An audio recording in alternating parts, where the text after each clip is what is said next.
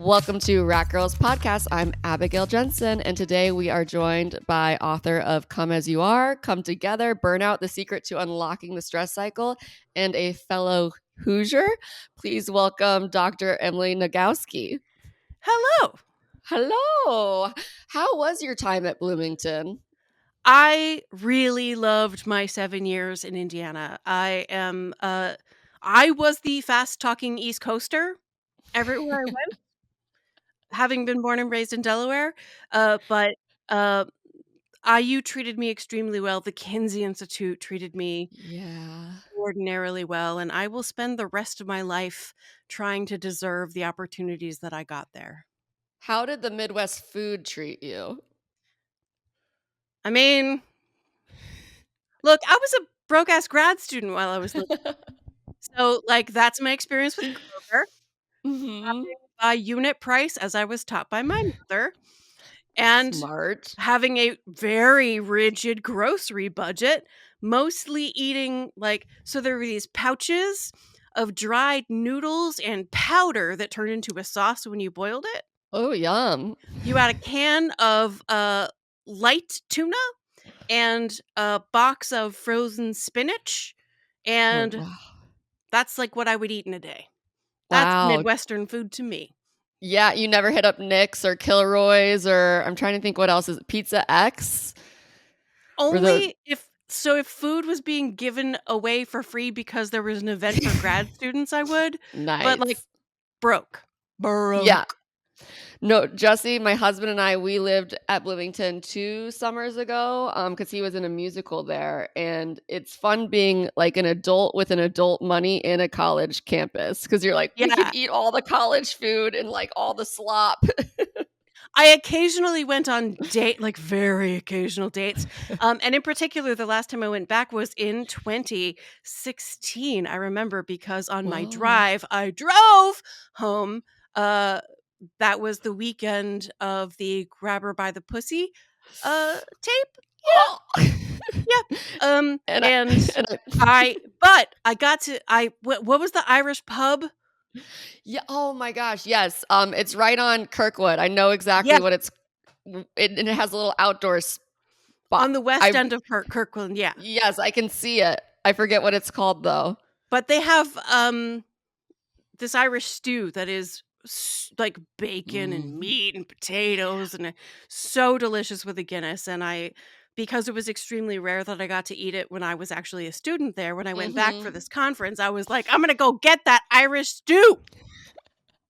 A little reward before then you see one of the most horrifying things ever happen. Yeah. Yeah. And you get to drive past probably all the Trump signs on the way home because that's Indiana for you. But I also had to drive through Ohio and Western Pennsylvania. So it was, that was the last time I was in Indiana. Wow, you got a full tour of that side of the country. What I have to ask you before we get into our main cheese of the week. You mentioned in Come As You Are, which Come As You Are is the first book I read when I got into sex education. It's it's creme de la creme. It's my favorite of the books. I read it once a year just to remind myself why I love doing it because you're so insightful and you offer just ways to make people feel good about their sexuality and sex life. But in the book, you have a mention of Draco and Harry fan fiction. So I have to ask, are you a Harry Potter fan? Were you a fan fiction reader at any point? I was never a reader of fan fiction. I was just aware of the fan fiction. And I no longer talk about She Who Must Not Be Named. Yes, we do not support her at all. But but I do still occasionally dip into the fan fiction because I know she's not profiting from that. Anything where for sure she's not getting any money from me, I'm fully in favor of that. And I am also a person who the books were important to me.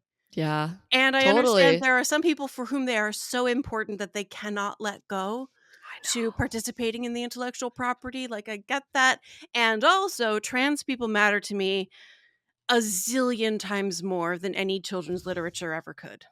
100%. And unfortunately, because I am a millennial and my Harry Potter area in my life did come at the same time as my tattoos came, I do have multiple Harry Potter tattoos on my body that I need to get covered up. My twin has a tattoo artist who specializes in covering tattoos. You'd No have to come way. all the way to Western Massachusetts, though, so that's a I long mean, way I'm to go. down. I'd like to see what they can do with a lightning bolt. Yeah, I'll send you her, Instagram. Oh, I would love that. Okay, well, getting into our main cheese of the week is we are talking about stress and how it affects the sex life, which Nobody's I was stressed these days, though, right? no one. It's all Nobody. easy.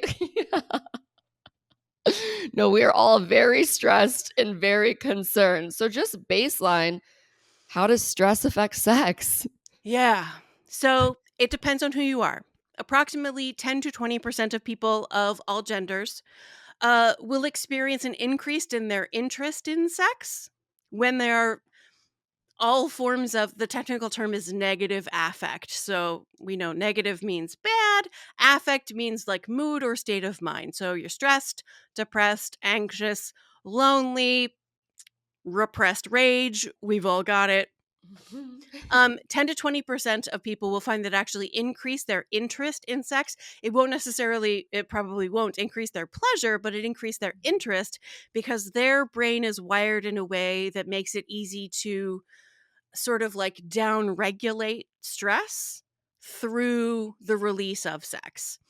The rest of us, some of us experience no impact of stress on our sex lives, but most of us, like more than half, experience a reduction in our interest in and certainly our pleasure in the experience of sex, which makes sense when you consider what stress physiologically is. Like, physiologically, stress is all about I'm gonna escape from this lion that's chasing me across the savannah of Africa.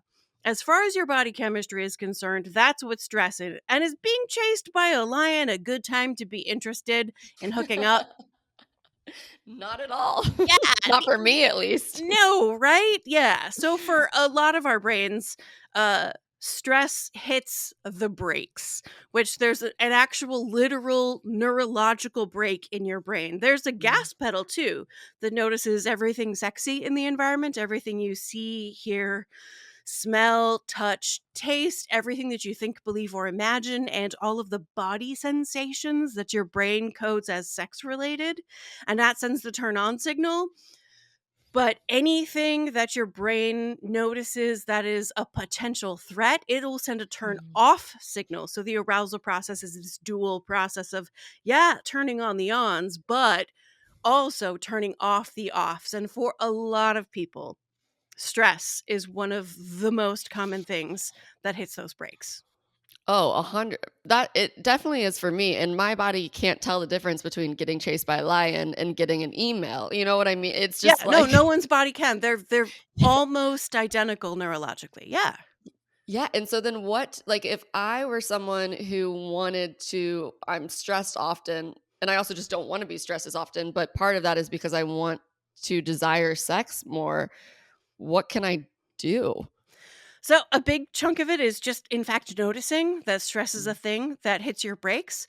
Because if you have a partner, it's really helpful to be able to notice, huh, when I'm stressed, that's hitting my brakes and making it more difficult for me to be interested in having sex, which has nothing to do with you. Or maybe it does have something to do with your partner. Your partner's stressing you out.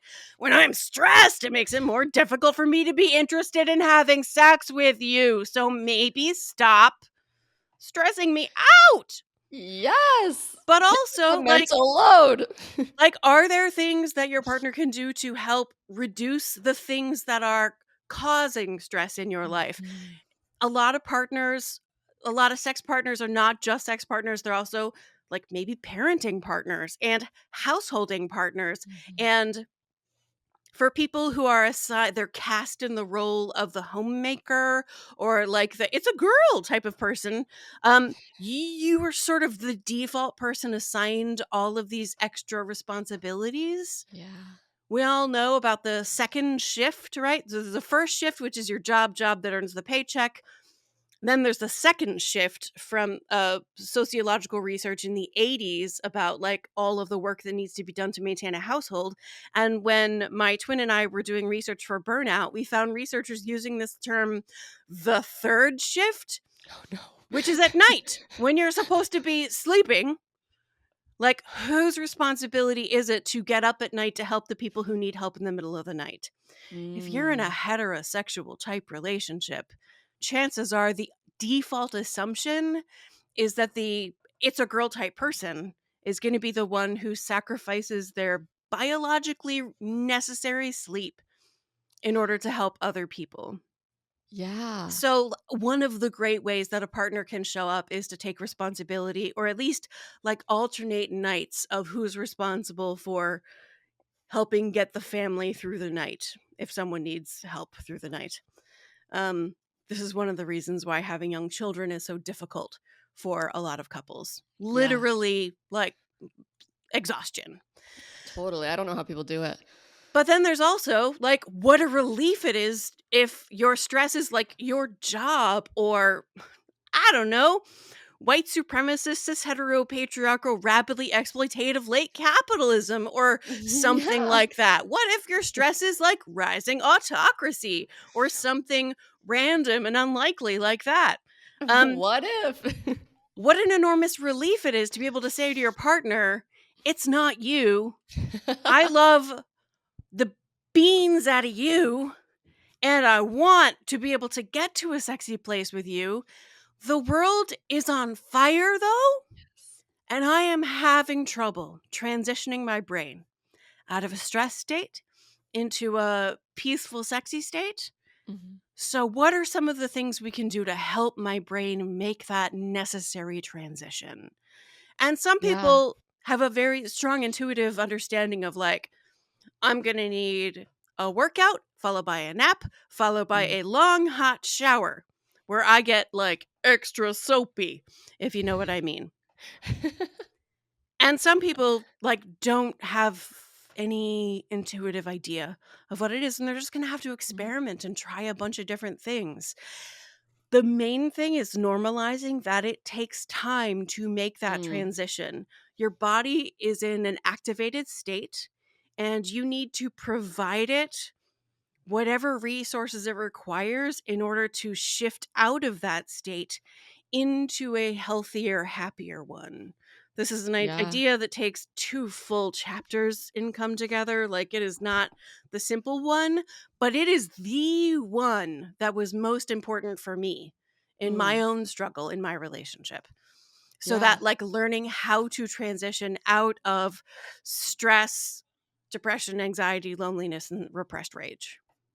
Well, I like the imagery you use in the book about the gazelle shaking and, like, Yeah. physically releasing the tension from their body, basically, and since I've reread your book, I now notice my dog doing that occasionally, and I'm like, "Whoa," like, what a, like, a thing that our is just so biological that our Yeah. bodies need to literally physically release. Yeah, and a lot of us, we grow up with these sort of body negative messages that have nothing to do with the shape or size of our bodies and everything Mm. to do with just like the fact of living in a mammalian body. Like, you shouldn't have these experiences and you should just get over it.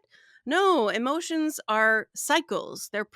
We living the fact of life itself is a Mhm. cycle. We are designed to oscillate into rest and then into effort and activity, back to rest Mm. and effort into and back into activity. We're designed to oscillate into connection and then into alone time and then back into connection and then back. We're not designed to stay in connection all the time. Even people who are strong extroverts who really love time with people need some time alone, and even people who are very strong introverts need some time in connection with a small number of people.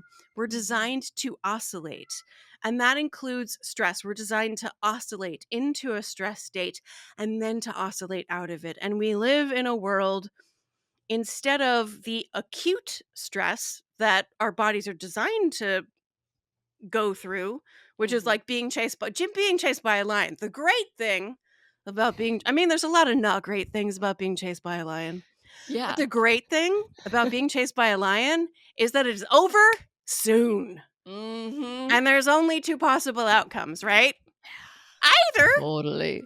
you get eaten by the lion or you escape.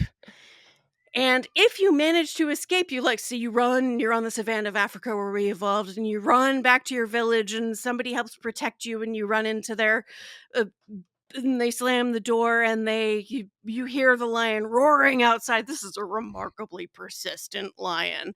But eventually the lion is like, and it gives up and it wanders away. And when the lion wanders away, how do you feel? You're Yeah. relieved. You're glad to be alive. You love your friends and family. You feel so grateful. You want to tell the story to people about this amazing, wild thing that happened to you. And that's the complete stress response cycle that we Mm. are designed to go through. Then that's acute stress. Right. Alas, almost all of the stress that we experience is chronic stress, where like the lion's there again tomorrow and the lion's there again the day after that, and the lion is your boss. Sometimes the lion is your children, sometimes Mhm. the lion is your spouse.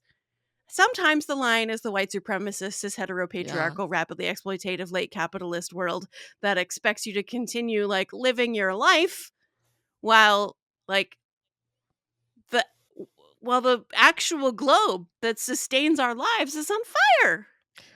And planes are falling from the sky. Actually, literally, they're just like running right into each other in midair. Yeah. Yep. Yeah. Yeah.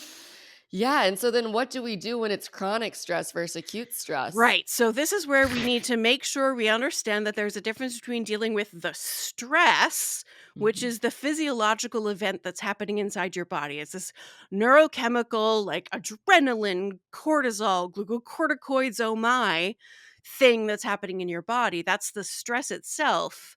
And then there's the stuff that causes your stress. Mhm. And the things that help to complete the stress response cycle, the physiological stress response, the things that help with that are almost never the things that actually deal with a stressful situation.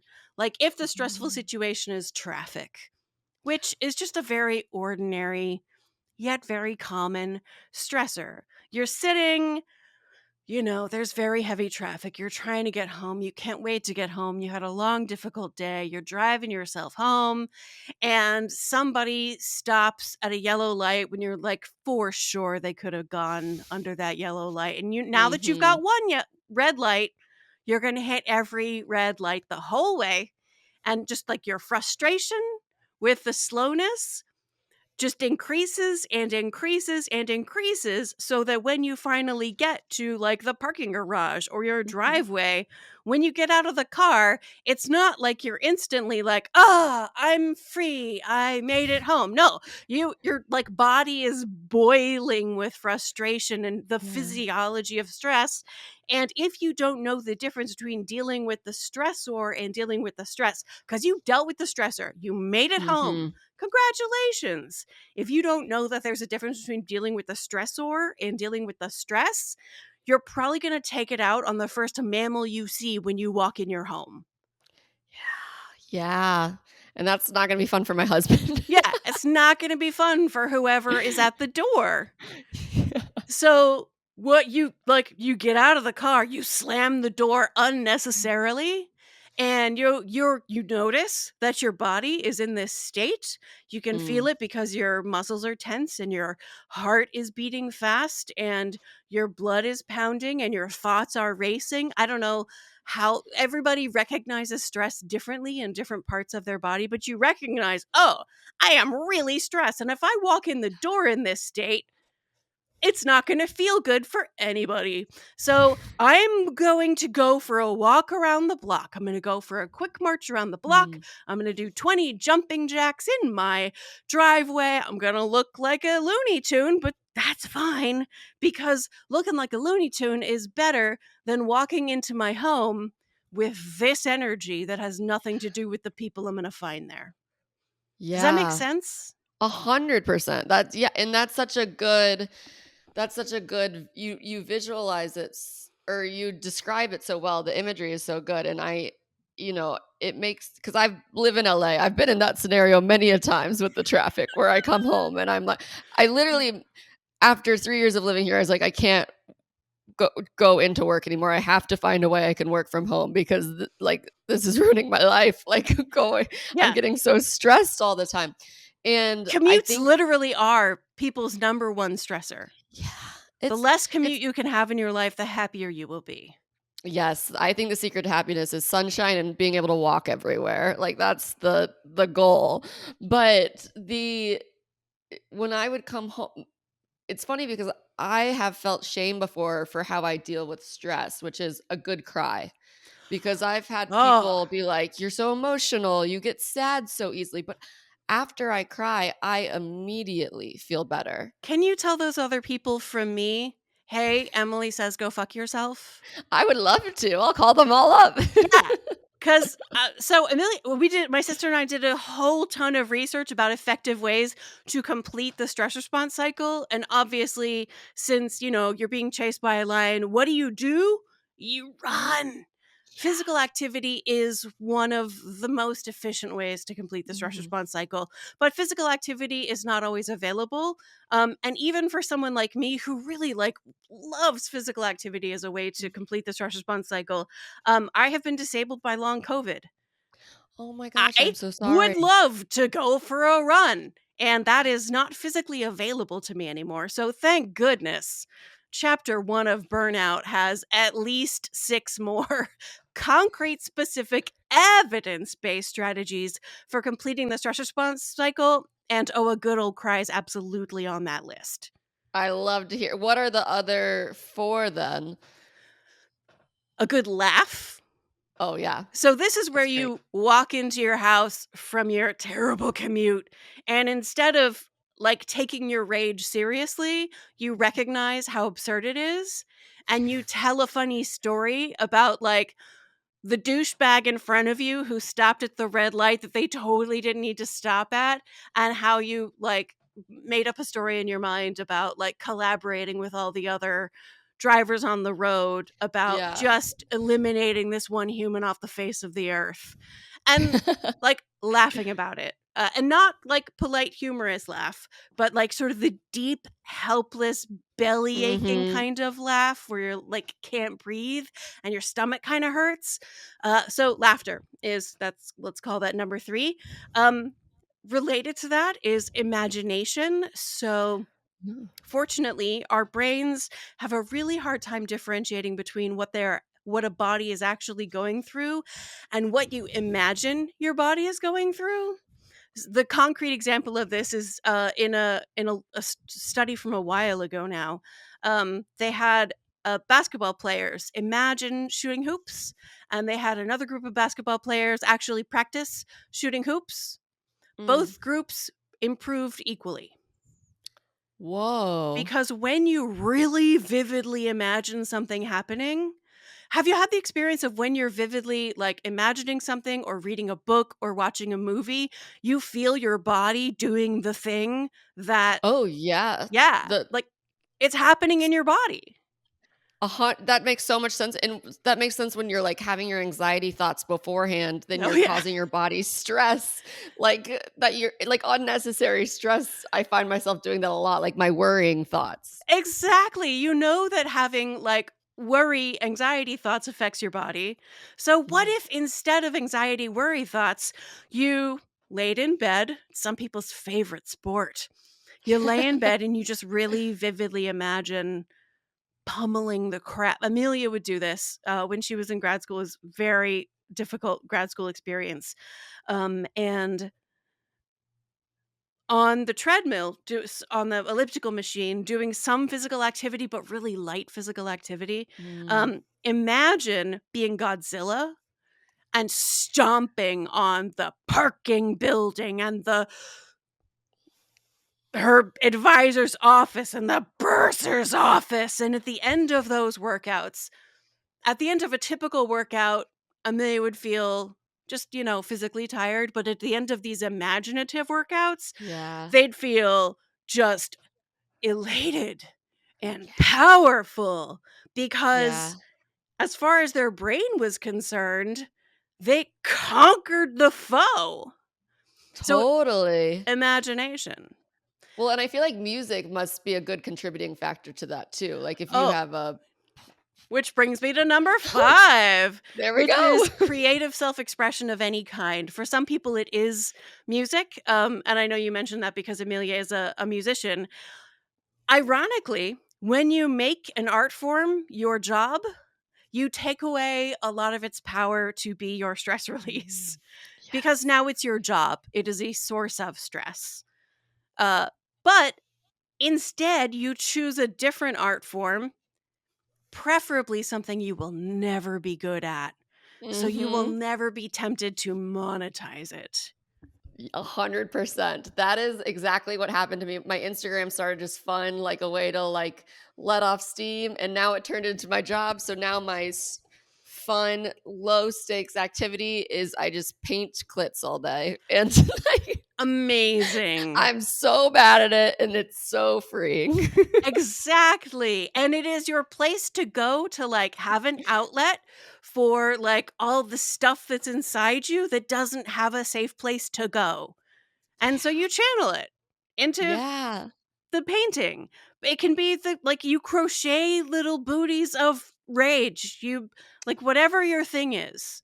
Whether it totally. writing for me, writing fiction in particular, because I get paid to write Mm. nonfiction.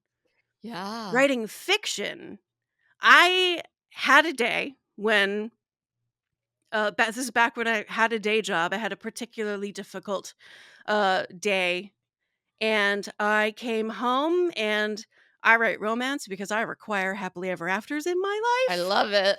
right? I love it. So I had this difficult day, so I wrote the proposal scene where I put my hero on his knees begging to deserve the heroine's love, and I'm Yeah. like sobbing on the keyboard, and inside me what's happening is physiologically all the stress from my work is Mm. transforming into this story, and I'm shifting it out of my body to create space Yeah. for the peace and joy that I want to be able to have access to in my day.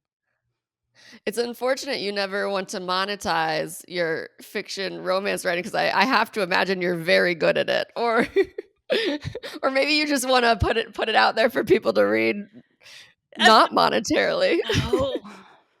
No, it is safe space, safe activity. What I want to be able to do is have a place to put the dark stuff because Mm, so one of the challenges with being a sex educator is that we live in a world where sex gets used as a weapon against people a lot in a lot of different totally. ways. And the reason this particular day was difficult is because I had multiple people tell me their story of having sex used against them as a weapon. And I like need to purge that from my system. I was Mm, in this really fortunate position of knowing for sure that all of them were going to have access to the resources they needed to heal, and knowing for sure that they had the capacity to heal from the experiences they had had. People heal all the time from sexual violence, yeah, and that doesn't reduce the impact that it has on my body. And sometimes I need a right. place to put that, and I don't want to put that in the world. Totally. I want to That hide makes that sense. on my hard drive. Well, and then it's empowering for you that you're taking like the narrative of sex back when you're writing the romance, Yeah, and that's what it's re- for.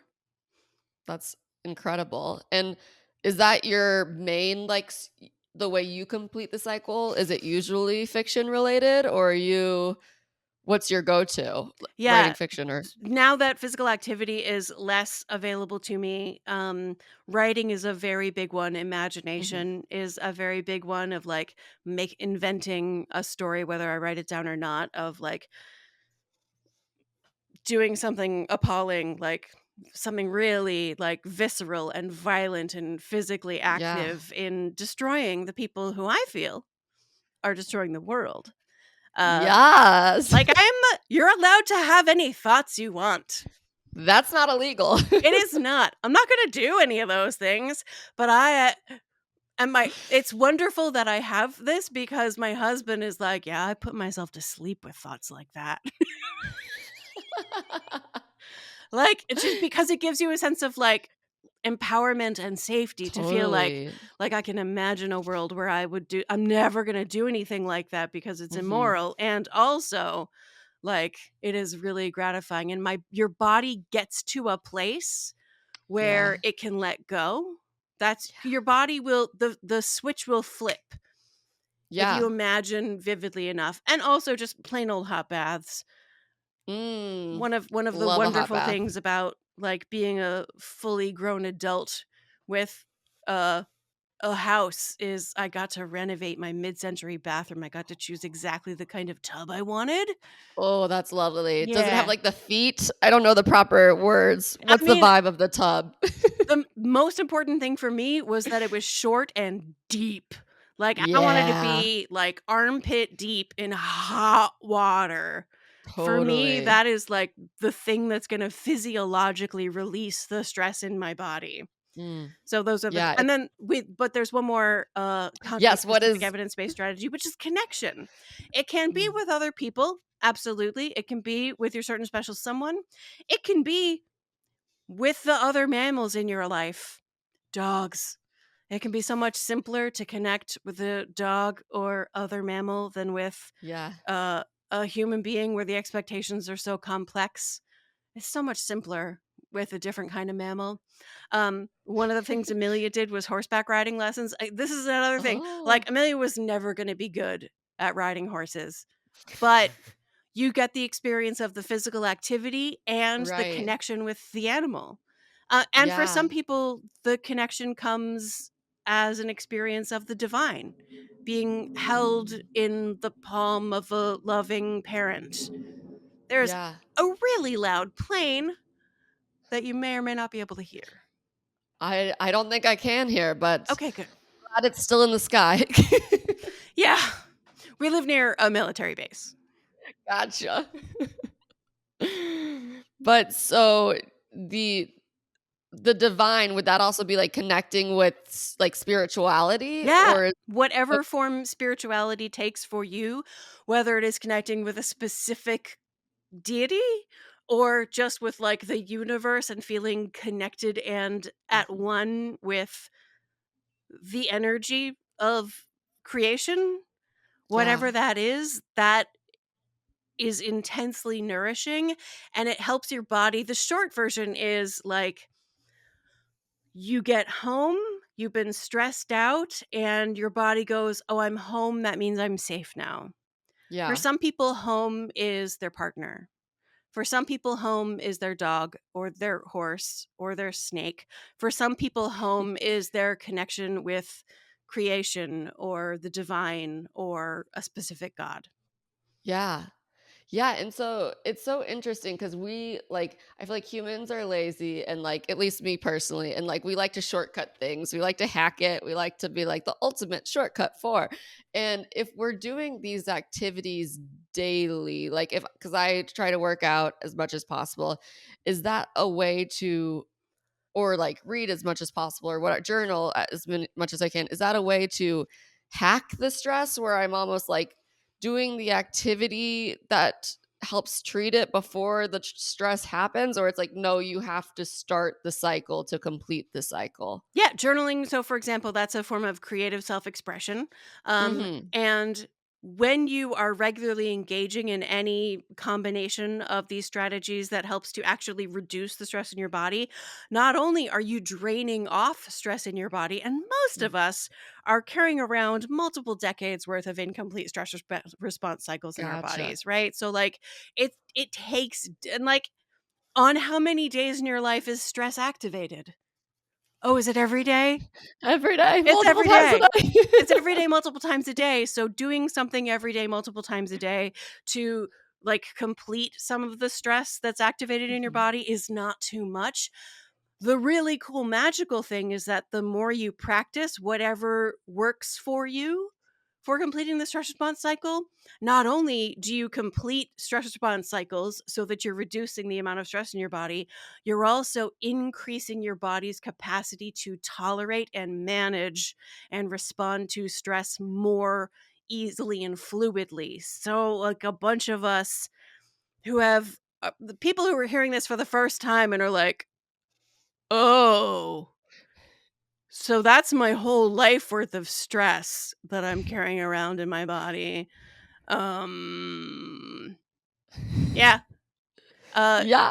like it's a kind of like must stiffness where like Mm. all you can do is just reduce the amount of stress that's in your body, but the more you do, the more flexible your body becomes so that you can expand and contract with your stress. You can oscillate through stress more Wow, yeah. fluidly. So your body becomes more able to release the stress that you experience more rapidly so that Yeah. you don't, like, hold on to the stuff that's, from when you were 5 years old and your first day of kindergarten.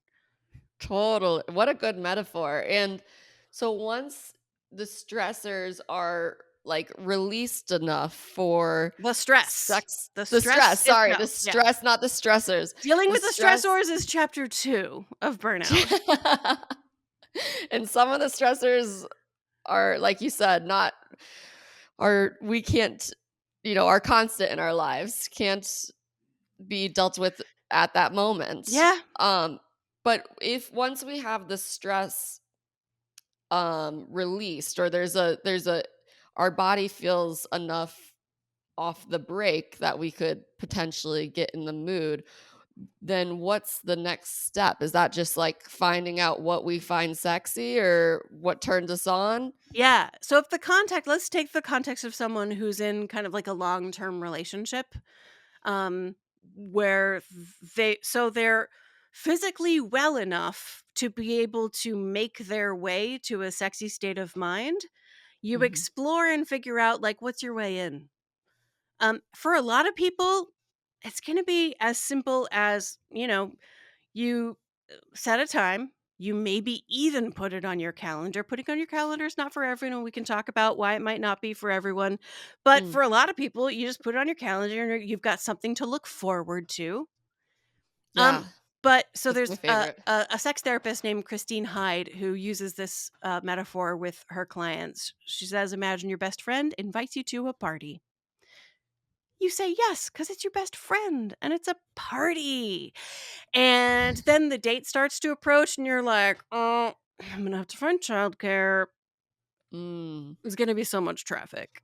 Am I really going to want to put on my party clothes at the end of a long week? I don't know. But you said yes. So you turn on some music and you put on your party clothes and you trim your ear and nose hair and you put on the body glitter and you show up to the party. Yeah. And what happens? Most of the time, you have fun at the party.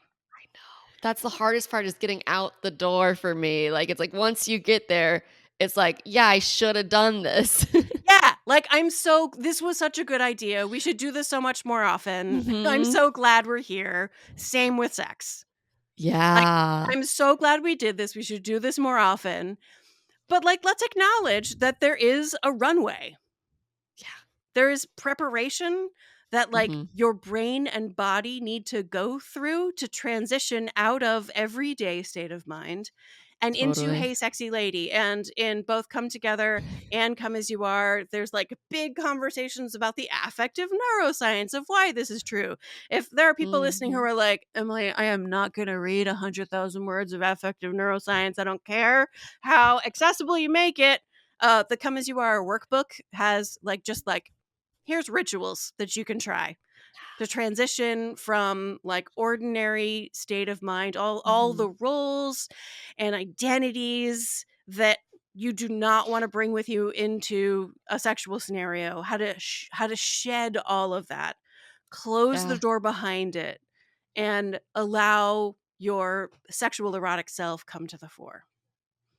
Yeah, and one of my favorite, like, ideas in your book is the advancing the plot, Mhm. um, and because 'cause I'm such a huge romantasy reader, it's, like, my absolute favorite thing in the world, and just as a way to, uh, kind of also yeah, you have the runway of desire, but also, like, the runway of craving your partner? Is that the right way to put it? Well, How if if spontaneous desire, if getting horny really matters to you, Mhm, which it matters to people. I spend a lot of come together arguing that that is unnecessary energy that people are expending on trying to create change in their sex lives, because when you interview people who self-identify as having extraordinary sex lives, people mhm. who like volunteer themselves for a study on people who have magnificent sex,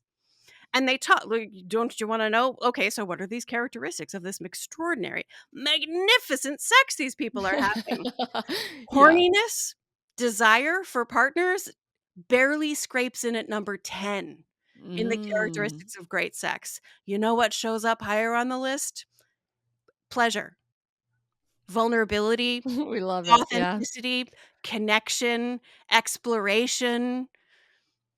All of those things matter so much more. So, like, when you set up a time in your calendar, you Mhm. get ready, you put your body in the bed.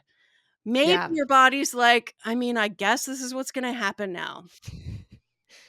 But you let your skin touch your partner's skin, and just like going to the party, what usually happens is your body goes, "Oh, right, I really like this person. I really Mhm. like this. What a great idea. We should do this more often." Totally. Acknowledging that it took a runway to get you to that point. Yeah. And that can happen with you never experiencing horniness, hot to Mm. go, can't wait to put my bed in the body with you. No, Right. you could totally wait to put your body in the bed. You could have waited half an hour more for your partner to finish doing the last of the dishes, and that would have been just fine with you. But Totally. you got there and you had fun. If you like the sex that's available to you in your relationship, you're doing it right. I love that. If I you love don't like the sex that's available in your relationship, that's a whole other thing, and Mhm. no amount of horny, HOTTOGO, there's no amount HOT. of that Mojo. that's gonna make that sex worth having, which is Yeah. why pleasure matters more than desire. Yeah. That's yeah, because 'cause you're not gonna desire unpleasurable Yeah, sex. so here's the wacky thing, when you say it out loud, it's like, no kidding, but Right. it's not a sexual dysfunction not to want sex you do not like. Wow. That's I mean, that's just like you just straight up You that's say so it out put so loud and you're like, simply. "Yeah, of course." And yet, how many people the most common reason why couples seek sex therapy, couples of all gender Mhm. combinations, of all relationship structures, the most common reason they seek sex therapy is because of a difference in desire. But very often what happens is the sex therapist will say something like, "Tell me about this sex you do not want," or "Tell me about the Mm. last time you did have sex." And they will describe sex that is um boring at best, Yeah. disappointing, sex by rote, sex out of a sense of obligation. And like, Totally. yeah, you don't have a desire problem, you have a pleasure problem. You don't Yeah. like the sex. So the way Peggy Kleinplatz, sex researcher and therapist in Ottawa, Canada, the way she puts it is, what kind of sex is worth wanting? Mm. And you Totally. can add to that the question, what are we willing to do as a team to create that in our relationship? Yeah. Yeah, I think that's great. My husband and I have a jar of, like, sexy things to try and just to keep it spicy or not spicy, but just to explore together and discover new things Playful. that we like that we could be into. Yeah. Yeah, and I think that's been really helpful because there's things maybe that neither of us ever thought we would like that turns out we're, we do like in the bedroom, and it makes it even more pleasurable. And even if you tried and you're both just like, turns out no. Yeah, then we just laugh about it. You had the experience together and it's a funny story to tell each other. Totally. And the laughing together is itself kind of like the most sexy thing that can happen. 100%, and you're just building, like, that vulnerability together, like, I'm showing you the most vulnerable part of myself. Yeah, like, it is such a vulnerable thing to be like, "This is something I put in the jar. Yeah. You are willing to try this with me. We are doing our best, and, like, this is not for me, my friend." Right, like, this involves some accent work, I don't have that ability. It turns out no. My name is no, my sign is no, my number is no. We need to let this Yeah. go. We need I it's feel just like you're a pop culture you seem very in the pop culture sphere because you keep referencing good pop culture, at least pop stars. my pop culture dates to about 2016 because that's when I stopped working with college students. You got it, yeah. Now I So mostly bi work with therapists, and they don't have any pop culture references. well, I like the Chapel reference, I like the Megan Trainor reference. Yeah, oh, yeah, I did have a Chaperone reference. That's I feel like Yeah, very yeah. I yeah, had that's very good one and with it. if I could find a way to sneak in Pink Pony Club, I would, but, There's still time. There's okay, I'll still do time. my best. Maybe during Send It to the Sewer. So is there any lasting thoughts before we get on to Send It to the Sewers you wanna leave the audience with? The most important thing is the pleasure that you experience. If you don't like the sex that's available in your relationship, of course you don't want it. And if you do like it, try scheduling it. If scheduling it fills you with dread, that might be like a neurodivergence thing. There are people who have a persistent demand for autonomy Mm. where, like, putting in a calendar, just the fact that it is on the calendar makes their body go, nope, I'm not going to do that because you can't tell me what to do. Even if it is you yourself Yeah. trying to tell yourself what to do, you might have PDA and your brain's going to just go no. And in that case, Mhm. calendar's not for you. But if you dread it because you're like, ugh, obligation, sense of just, ugh, I'm not going to like it, then sex therapy is the solution. But Mm. if you put it on your like, I know that like what, even if what happens, we put it on the calendar and we show up, I know I'm gonna like what happens, even if what happens isn't sex. And Yeah. particularly because of my disability related to long COVID, not to mention perimenopause. Mm. That's a whole other thing.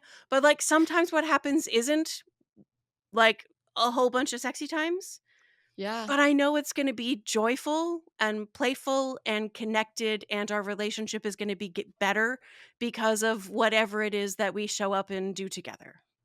Yeah. Yeah, even just the putting time aside to connect is so Yeah. important. Roll around naked like puppies. Yeah. Well, I thank you so much for sharing your insights. You're so informative and so your work is so important. And I think just like, even just if people read the first chapter of your book and learn, like, yes, you are normal, their life has been changed. Because I think that is the number one questions I get from people is like, is this, I like this, Yeah, is this normal? I that look is like the this, number is one it question normal? all sex educators get. Yep. Yeah. And it's like you Yeah. put it out there right away. Yes, you are normal. Whatever you like is normal. And so I'm so thankful for you for just getting the word out and making people feel good about themselves and their bodies and their sex life. Thank you for spreading the word. I'm trying. The good word of the clit, trying to be a disciple. 100%. Well, now to get into Send It to the Sewers, this is the part of the week where we rant about something from the week. Would you like to start it off or would you like me to start it off? I have quite a generic send it to the sewers, and I Do made it it. as trivial as I possibly could because there are so many Love. like genuinely enraging things happening Yes. that are exhausting. But Th- this is a releasing of the stress cycle, a yeah, completing of the stress yeah. cycle. And this is actually an evidence-based practice. If you like you and your partner, you set aside half an hour and each partner gets 15 minutes just to like rant Ooh. about whatever bad thing is on their mind. And your partner's responsibility is to be like, I am on your team. Whatever those crazy people did, they're the people who are wrong. I am here for you. Yeah. You did it right. They did it wrong. Hell It's yeah. so good for your relationship. That's a John Gottman exercise. Anybody who's Oh, interested. I love that. My rant is that the more you pay for a hotel room, the less there is in it, and I'm talking specifically about a fridge, a microwave, and even a coffee maker. For our 40th Mhm. birthday, I have an identical twin. For our 40th birthday, I had to be in New York anyway, so my twin and I gifted ourselves a stay at the Ritz-Carlton of Mm. right off Central Park. We had to ask them to bring a coffee machine to our room because otherwise we would have to talk to a stranger on the phone before we could get a cup of coffee at the And you don't Ritz wanna talk to fucking anyone before your Carlton. coffee. The point of luxury is I don't have to talk to strangers.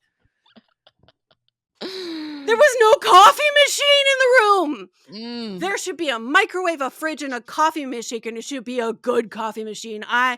When my mother and sister and I stayed at like very fancy, like super fancy, like resort for a vacation. We were taking our mom on a retreat, like Mm. we all got massages and things. They had all those things, but the coffee maker was like a cappuccino machine, and I was not raised with money by any means. I have worked in food service. In fact, I've worked as a barista. So I disassembled the coffee maker and the steam wand, Mm. and I found this crusty, stinky, gross thing of old milk No. on the steam wand that like housekeeping, like they're not trained in how to clean these machines. Of course they had not done it. But I cleaned it for real, but even after it was clean I was like, I don't feel good using this coffee machine. So just give me regular ass filter coffee. Like every hotel room needs to have Yeah. coffee, the machine in the room, there should be a microwave, and there should be a fridge. Yes, I agree 100%. I recently stayed at the Drake Hotel in Chicago, and it's like Super an fancy. super that's the super fancy, but super old and, nothing, no amenities. I was like, "Where's the TV? Where's the coffee? And there's this Where's" huge list of all the things they have, and they're like an ironing board and Yeah, like, a safe and, oh, look, very fancy fucking soap. I don't need any of this. I brought my own soap. Your soap will get my pH off, Right. like I'm not gonna use your shampoo, my hair is bleached. I can't Yeah. use your shampoo, no matter how fancy and nice smelling your no. What Yeah. I need is a coffee maker. Mhm. I think that's huge, And and I I think that need not to have to talk to a person or leave my yeah. room to get coffee. Your hotel room is meant to be an oasis, you know? Yes! You need all Your the escape. yeah. Yeah, we need to get back to escapism in hotel rooms, like, don't give me an ironing board, I don't wanna know I could be ironing right now. Like, I Right. don't Yeah, I did doing honestly chores. iron clothes while I was at the Ritz because I was working and I had to I had to iron clothes for I had like 3 work gigs in New York City for this window of time that we were there, but like I didn't I had to people had to come bring us a coffee machine because I was like, I'm not gonna Yeah, spend all the days here yeah, calling for fucking room service to get a cup of goddamn coffee. I swear a totally. lot when I'm angry, and I know this is like it's not even first world problems, it is like uptown problems. Well, I like the idea of you being like to the person working the front desk, like, "It will be better for both of us if you give me a Literally, coffee maker." literally, Like, I know it feels like a project now, but you're gonna be so like, you're never even gonna you're know so how happy. good you Yeah, have it that you don't need to talk to me every morning before I've had coffee. Yeah. So, like, no, when I that's travel, like, I huge. travel a lot, Mm. residence inns. Why? Oh, wow, 'Cause they have all yeah, the that's machines. great. Yeah, they have everything. Yeah, That's a good I don't need call. fancy. I need a fridge and a microwave and a coffee maker. Totally. Give me anything as long as I have, like, a place to put my food and a Totally. place to make coffee. Yeah. My send it to the sewers this week is, also food related, you know, whatever, food-ish related, and I'm going to regret it, and I don't mean it for ever. This is just, like, at this time, this is what I'm mad about, but Trader Joe's is usually so there for me. It's still one of the cheapest grocery stores. I can go and spend like $30 as opposed to now if I go to Ralph's or Kroger. Oh my God, I'm like have to take out a loan. But the recalled foods finally affected me and now I care because Trader Joe's is always recalling something and they don't even really announce it. You have to go up to the cash register and then you see on the table they have a little picture of the food that's been recalled. And I looked down, it's usually meat related and I don't eat meat, but I looked down recently and saw that the acai bowl had been recalled for having lots of plastic in it. And that was like my favorite thing to eat. So Ah. now I'm like, well, shit, I have a lot of Ah. plastic in me probably. I mean, I don't know how that works I mean, exactly, but people I was like, do have a lot of plastic in them these days. Yeah, that's true. that's just Yeah. real. There's like a spoon in my brain, but I just think, man, come on, Trader Joe's. Like I thought the frozen acai bowl that is mainly just sugar was at least safe. Yeah. That's really, I mean, like, we're teetering right at the edge of an actual serious thing that's wrong. Like, as Yeah, far we're as not like about to have eggs. like Yeah, like we don't need to talk about like listeria and the lack of like bird food flu. safety measures because of RFK. But like if the acai bowl isn't safe, are any of us safe? What is like this was mainly made out of Splenda. Like I don't understand, Yeah. you know? Yeah. Like, It's one of the mainly reasons we like chemicals. packaged food and highly processed food is that it's so processed that it's basically sterile. Yeah. How It's come my medical. highly processed food, I mean, I guess it's sterile if it has plastic in Mhm. it, but I Jiminy know. Cricket. Jiminy Like, I know. Next, I'm not gonna be able to trust Cheetos. Like, I'm like, "What else are they gonna take from me?" not Cheetos! Not Cheetos. Well, Emily, thank you so much for coming on the pod. This has been amazing, and I'm so happy to talk to you and just so thankful for you to all the work you've done. Where can my audience find you if they wanna learn more? EmilyNagoski.com has like the list of like places you can get the book and the places I am off social media as much as I possibly can be for my mental Smart. health. And I'm also in writing mode, so I'm not doing as much public stuff as Mm. I typically do. But um, can I just brag for a second? Yes, please. So the only thing I ask for in my book contracts, the only thing I've ever asked for in any of my book contracts is that I narrate my own audiobooks. And Cool. just in March of 2025, I was nominated for and won an audiobook award. Oh my god, that is so exciting! No sex book has ever won an audiobook award. So I was Wow. totally sure I was up against Common. What?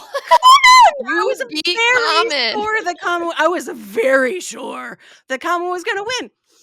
And then it turned out it was Wow. me, and I didn't actually believe it until, like, the plinth of the award actually arrived. Yeah. So, Oh my god, if congratulations. That's anybody's so an cool. audiobook person, my audiobooks Yeah. are literally award-winning. Oh my god. And I love talking. You're so fun. You're like the way you are animated is so fun. So I have to imagine you make listening to the book such a fun experience. Well, and you know that, like, there's work involved in learning how to talk about sex in a way where you're not like, sex, giggle, and your sort of, like, affordable, available narrator is mostly, Mm, like, not gonna have the relaxation and ease that it takes to be able to, like, talk to people about sex in a way that helps them to feel like they too can feel calm and peaceful and curious and exploratory about the idea of sexuality, right? yeah. Yeah. No, that's great. I'm so excited. I'm not I don't always listen to Audible books, but I'm gonna go and get Come As You Are on Audible It's and take a available at listen so I can libraries hear too. you. You can get Oh, I have the Libby yeah, app. it's on Libby. Oh my Well, it god, I'm gonna depends on do your that then. library, but yeah. Yeah, And mine's pretty good so actually. people are like, "I wanna support you, I wanna buy the book." No, Mhm. if your library does not have any format of my book, whether it's a hard copy or, an ebook or the audiobook, and you request it at the library, that is not only a sale of my book, because the library Yeah. will get it, but then so many more people have access to it. You are supporting authors when you borrow their books from libraries. That's amazing. That's such good insight. That's yeah, I'm gonna request it on Libby today. Hopefully it's not too I the longest I have to wait for a book right now is 15 weeks. I'm holding out for Oh so gosh, I hopefully have it's book not that requests that long. are like 40 weeks. Yeah, and you're like, "Oh my god, I'm gonna forget about this Yeah, book by the I'm time it literally comes." like, "Your book is ready," and I don't remember when I requested, I don't remember what the book Yeah, is or who recommended it to me. right. But it's like, "We're on this journey now, I guess. I I'm gonna guess I'm read gonna it." listen to this book. Yeah.